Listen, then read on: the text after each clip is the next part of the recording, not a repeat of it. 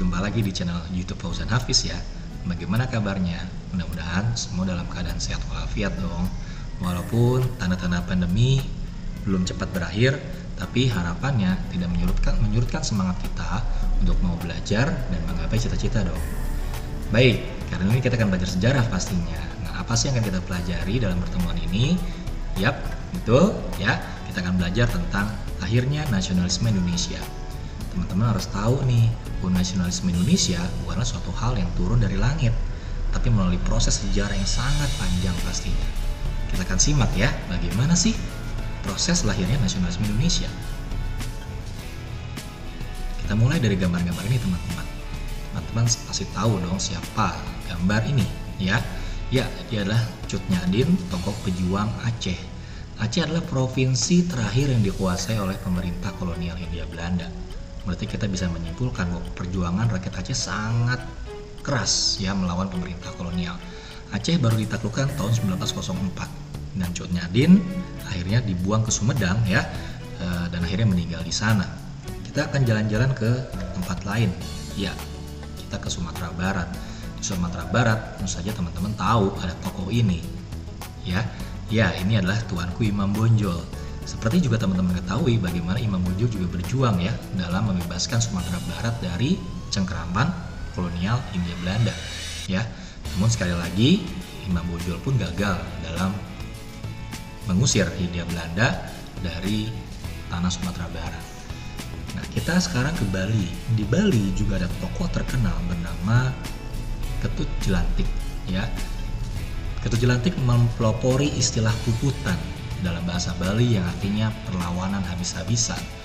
Ya, seperti sama-sama kita ketahui, rakyat Bali pun juga berjuang pada saat itu untuk melawan pemerintah kolonial Hindia Belanda, walaupun akhirnya perjuangan ini pun juga dapat ditumpas oleh pemerintah kolonial saat itu.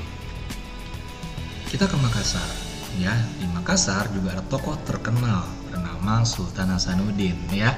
Tokoh ini dijuluki si ayam jantan dari timur. Ayam jantan itu identik dengan perlawanan ya teman-teman. Jadi di Makassar juga terjadi perlawanan sangat sengit ya. Sultan Hasanuddin melawan pemerintah kolonial. Namun sekali lagi akhir dari perjuangan ini pun juga bisa diprediksi ya. Sultan Hasanuddin gagal dalam mempertahankan Makassar dari serbuan pemerintah kolonial. Kita ke Ambon. Di Ambon juga ada tokoh terkenal bernama Thomas Matulesi atau kita kenal dengan Pattimura. Nah, Pattimura juga gagal dalam sepenuhnya mempertahankan Ambon ya, karena akhirnya Pattimura pun juga tewas dan digantung. Nah, menjadi hal yang menarik teman-teman, kira-kira apa sih yang menyebabkan perlawanan-perlawanan ini selalu mengalami kegagalan? Ini bisa menjadi bahan diskusi teman-teman ya. Perjuangan-perjuangan mereka itu selalu mengalami kegagalan karena memang ada strategi-strategi yang bisa dikatakan sama dari masing-masing tokoh ini, dari masing-masing perjuangan di daerah ini. Nah, kita akan mencoba mengidentifikasi bahwa perjuangan kenapa mereka gagal ya, dan boleh kita kelompokkan mereka ke dalam para pejuang atau perlawanan sebelum 1908 ya. Mereka kita kelompokkan ke dalam perjuangan 1908. Sekarang kita lihat bagaimana sih ciri-ciri perjuangan sebelum 1908. Ya, ada 4 ciri-ciri ini teman-teman. Yang pertama, bersifat kedaerahan. Seperti teman-teman ketahui bahwa Cut Nyak-Dien berjuang hanya untuk wilayah Aceh saja. Diponegoro di Jawa hanya berjuang untuk Jawa saja. Imam Bonjol berjuang hanya untuk Sumatera Barat saja. Sedangkan musuh yang dihadapi adalah sama. Ya, seperti itu. Jadi mereka berjuang atas dasar daerah masing-masing. Ya, inilah yang tidak menimbulkan kesatuan. Ya, sehingga juga dapat ditumpas. Dan yang kedua, sangat tergantung sama pemimpin. Ketika tokoh-tokoh besar tadi ditangkap, perlawanan selesai. Tidak ada yang melanjutkan. Inilah masalahnya. Yang ketiga, mudah dipecah belah. Ini merupakan strategi pemerintah kolonial yang disebut dengan politik divide et impera, ya, seperti itu, dengan melibatkan orang pribumi melawan pribumi yang lain. Ya, ini terjadi di Sumatera Barat ketika kaum adat melawan kaum Padri yang notabene sama-sama pribumi. Atau kalau misalnya kita bicara konteks yang lebih jauh lagi, ada masa kerajaan-kerajaan, ini juga sudah terjadi teman-teman. Seperti yang terjadi di Kesultanan Banten. Ya, jadi memang strategi ini cukup efektif untuk bisa menghalau serangan-serangan dari tokoh-tokoh tadi. Dan yang ketiga, tujuannya lokal. Yang keempat, tujuannya lokal. Ya, hanya untuk mementingkan kepentingan daerahnya sendiri-sendiri. Cut Nyadin nggak begitu mengetahui bagaimana perjuangan di Sumatera Barat. Ya, Diponegoro tidak mengetahui perjuangan yang terjadi di Ambon dan sebagainya. Ya, sehingga tujuannya hanya untuk kepentingan daerahnya sendiri-sendiri. Nah, sebenarnya apa yang menjadi indikator 1908? Ya, 1908 ditandai dengan munculnya organisasi pergerakan modern pertama, yaitu Budi Utomo. Namun saya tidak akan membahas sekarang ya, kita akan bahas ini nanti. Jadi paling tidak dengan munculnya organisasi modern, maka strategi perjuangan pun juga berbeda. Ya, maka kita akan melihat ke materi selanjutnya bagaimana perjuangan setelah 1908. Yang pertama, bersifat nasional. Nah, ini menjadi penting teman-teman.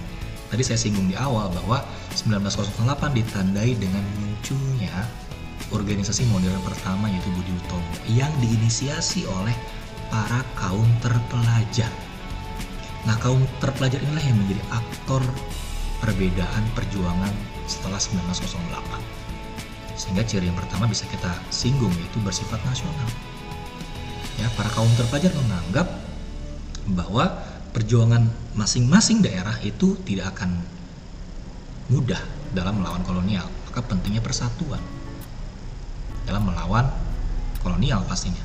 Dan yang kedua, tidak tergantung sama pemimpin. Ketika tokoh-tokoh tadi ditangkap, kaum terpelajar ditangkap, perjuangan dilanjutkan oleh kader-kader berikutnya, sehingga keberlanjutan perjuangan tetap ada sekalipun para pemimpinnya ditangkap. Yang ketiga, karena sudah mulai ada rasa persatuan, sehingga sudah tidak mudah lagi dipecah belah. Strategi ini sudah tidak efektif lagi diterapkan. Dan tujuannya sudah pasti merdeka, lepas sepenuhnya dari kolonial Belanda.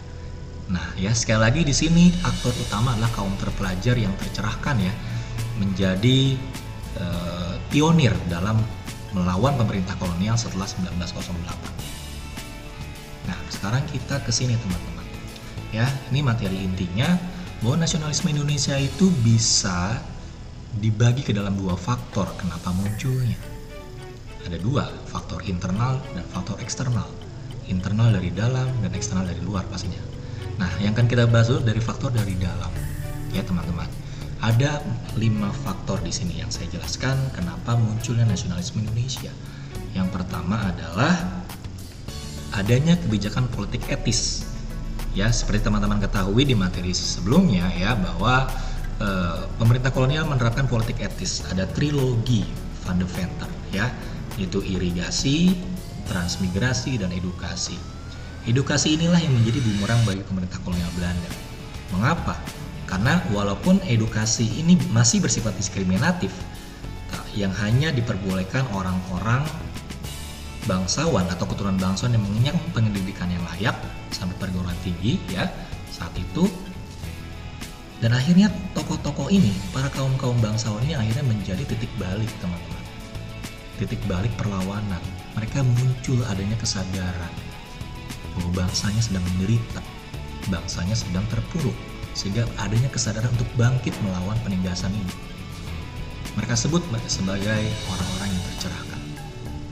Ya, dan ini mungkin hal yang harus diperhatikan teman-teman di luar sana ya. Jadilah orang-orang yang tercerahkan juga, yang peduli terhadap masalah yang ada di sekitar. Yang kedua, akibat edukasi ini munculnya golongan-golongan terpelajar yang tadi saya singgung ya. Golongan terpelajar yang terpanggil jiwanya, terpanggil kesadarannya untuk mau bertindak melawan pemerintah kolonial, serta ada romantisme masa lalu, kejayaan di masa lampau. Pada masa Majapahit maupun Sriwijaya kita pernah dikenal sebagai bangsa yang besar.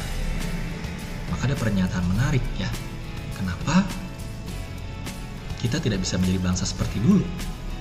Ya, kejayaan yang terjadi di masa lampau menjadi motivasi berlipat para golongan terpelajar untuk mau melawan dan merubah kondisinya. Ya, dan yang keempat, persamaan nasib artinya ya. Sama-sama menderita. Apa yang terjadi di Sumatera, Jawa, Kalimantan, Sulawesi sama kondisinya, sama-sama menderita. Ingat teman-teman, ketika adanya persamaan nasib, maka disitulah timbulnya persatuan. Dan yang kelima, masuknya ideologi-ideologi atau paham-paham baru ke Indonesia. Nah, apa saja ideologi-ideologinya atau paham-paham ini? Yang pertama nasionalisme, liberalisme, sosialisme, komunisme, demokrasi, dan pan-islamisme. Kita sedikit mengenal ya beberapa macam ideologi ini ya. Yang pertama, nasionalisme adalah suatu paham menumbuhkan rasa persatuan dan cinta tanah air. Yang kedua, liberalisme artinya paham yang mengagungkan kebebasan individu. Dan yang ketiga adalah sosialisme, paham yang menentang kepemilikan pribadi diganti dengan hak milik bersama. Dan yang keempat, komunisme, yaitu sosialisme garis keras di mana kepentingan negara di atas segala-galanya. Dan yang selanjutnya adalah demokrasi, di mana paham kekuasaan dari rakyat, oleh rakyat, dan untuk rakyat. Dan yang terakhir adalah pan-islamisme, yang bertujuan menyatukan umat Islam di seluruh dunia. Nah, sekarang kita akan belajar. Kita sudah mengetahui faktor internal tadi. Sekarang kita akan mengetahui faktor dari luar. Bagaimana munculnya nasionalisme Indonesia. Jadi teman-teman sekalian, kondisi yang sama pun juga dialami di negara yang lain, di negara yang berkembang yang lain. Bahwa dalam kondisi dan waktu yang sama, negara lain pun juga sedang berjuang dalam merebut kemerdekaan. Nah, hal ini juga diketahui oleh para kaum terpelajar. Maka apa yang terjadi di dunia pada saat itu menjadi juga motivasi bagi bangsa Indonesia untuk melawan. Sekarang kita lihat teman-teman. Ya, di Filipina juga bergerak melawan kolonial Spanyol pada saat itu dengan tokoh adalah Jose Rizal. Ya, tokoh ini berperan penting dalam menyebarkan nasionalisme Filipina. Lalu kita ke Jepang. Jepang juga terjadi peperangan dengan Rusia tahun 1908 dan di sini Jepang menang. Ya, kemenangan Jepang ini menimbulkan inspirasi bahwa ternyata orang-orang Asia bisa melawan bangsa Eropa. Orang-orang Asia yang identik dengan negara-negara yang dijajah berhasil menang melawan Rusia, yang notabene Rusia adalah negara-negara berasal dari Eropa yang notabene adalah kebanyakan negara penjajah. Walaupun ya Jepang kita tahu sendiri ya, dia negara penjajah juga, tapi paling tidak dengan kemenangan Jepang ini menimbulkan kepercayaan diri bahwa bangsa Asia bisa melawan bangsa Eropa. Ya. Nah, sekarang kita ke India. Di India juga sedang bergerak untuk melawan Inggris, ya, merebut kemerdekaan dari Inggris. Dengan tokoh inspirasionalnya di sini adalah Mahatma Gandhi. Ya, Gandhi ini sudah dianggap sebagai guru besar bagi tokoh-tokoh terpelajar di Indonesia saat itu, seperti Soekarno, Hatta, dan lain-lain. Ya, Gandhi mempopulerkan 4 jenis perlawanan. Ya, ahimsa, swadesi, hartal, dan satyagraha. Ahimsa artinya tidak menggunakan kekerasan, swadesi menggunakan produk dalam negeri, hartal pemogokan, serta satyagraha tidak mau kerjasama dengan pihak kolonial. Ya, pemikiran inilah yang melandasi tokoh-tokoh penting di bangsa kita, ya, Soekarno, Hatta, dan lain-lain, untuk bertindak melawan dengan cara yang berbeda pastinya. Nah, sekarang kita ke Mesir. Mesir juga sedang bergerak melawan Inggris saat itu dengan tokoh Arabi Pasha, tokoh yang dikenal sebagai tokoh yang mengembangkan nasionalisme Mesir, ya, dan juga Mustafa Kemal Pasha atau Mustafa Kemal Atatürk. Turki juga melakukan modernisasi, ya, seperti itu, ya. Dengan tokoh ini, ya, dengan Mustafa Kemal ini memimpin modernisasi di Turki, ya, seperti itu, dengan banyak mengadopsi pemikiran-pemikiran dari Barat.